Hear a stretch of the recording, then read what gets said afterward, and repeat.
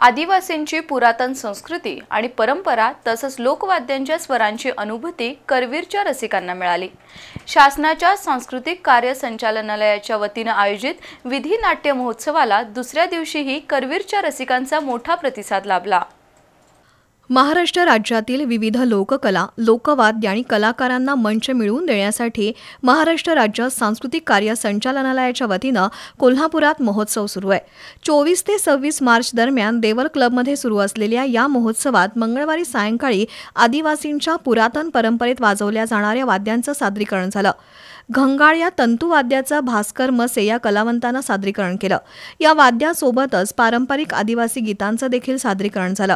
यानंतर नाशिक जिल्ह्यातील सुरगाणा इथल्या आदिवासी भागातील कलावंतांच्या गटानं डेरा वादन सादर केलं।